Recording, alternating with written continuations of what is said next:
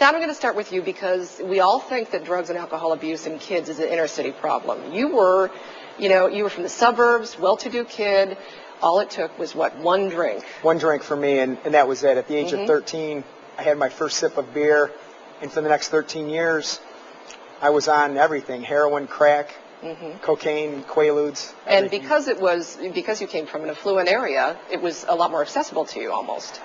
Yes, I don't want to say it's not accessible in other areas, sure, but it's a stereotype that, in the suburbs that this isn't a problem, and I'm here to say, yes, it is. Okay, and now you have dedicated your life to helping other kids make better choices than you did. Correct. Racing for Recovery is an organization that really promotes positive addiction over negative addiction. Can you tell me a little bit about where your life has taken you? Well, through my experiences of being a drug addict, I have tried to do two things: prevent kids from beginning to use drugs and alcohol, and secondly, try and show people who are currently battling addictions a positive way of life other than using drugs and alcohol. Okay. Barb, you are on the parent side of this. You dealt with a son it took years to overcome a drug problem. Can you tell me a little bit about your battle? It's not just something that takes a year or 6 months to get over it. It's a very long battle. Oh, it's a long process, and families go through an awful lot. There's a lot of anger, a lot of frustration for parents. There's a lot of fear of what's going to happen, and it really creates a lot of tension within the family, because usually families have other children too. So it doesn't affect just the parent; it affects the other members of the family. It affects the extended family. Yeah. And an awful lot of times, our job as a parent is, I think, all we can do sometimes is make our kids accountable. Call the shots, call them on the things that they're doing, make them accountable, and hope that eventually they're going to look at their life and they're going to decide to change their life. You know, Todd, in this special, you talked about, one thing that you said to me is a lot of kids will say to you when you go to speak to schools, because that's one of the biggest things that you do, is they're bored. They're looking for excitement with drug and alcohol use. You say you never got that with yours. No, I always, and we talked about this in my support group meeting the other night, I asked, how many of you guys are actually having fun out there doing this stuff? Is it fun or is it just exciting? And to me, my 13 years of addiction, I can't remember one time of actually having a good time with it. Exciting, I've been told, well, you led an exciting life. Well, it wasn't exciting or fun for me. It was horrific. It was a lot of sadness.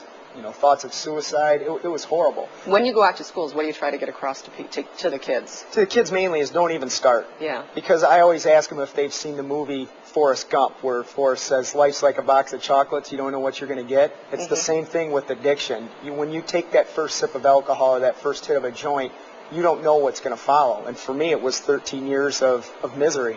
That is something. How do you tell, Barb, when you talk to parents, and you're trying to get them through this very rough time, how do you tell them how to confront their kids when they think their kids are doing drugs? What are some of the things that you try to support them and tell them to do? Well, one of the things we try to do first is help them identify what's going on with their children, help them document what's going on every day, because the parents need to see it in black and white. They need to see that these are the things that are going on. Oftentimes, when things get better, it's like, oh, well, it's not so bad. But if parents start facing it, then they have to start doing something. In confronting the children, one of the things that the kids are going to say, hey, it's no big deal, or it's not so bad, or it's your fault, or it's whatever, or they get very, very angry.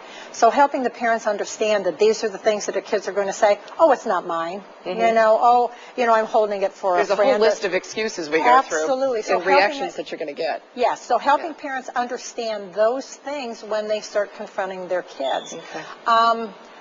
Identify with the kids what they're doing that's wrong.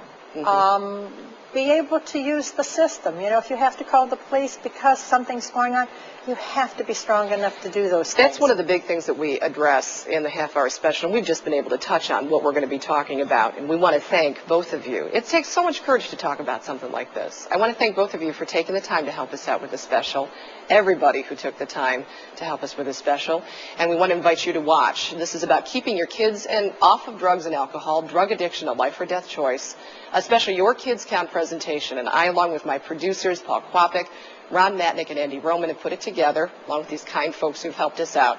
This is a guide for parents and kids about the damage that drugs and alcohol can do, what to do if you find out your kid is on drugs or alcohol, and how you can get help. It is this Monday, 7:30, I hope you'll join us. And again, thanks. We've just been able to touch on everything, but we hope to answer more questions, especially on Monday. Thanks to both of you. Thank you. Thank you.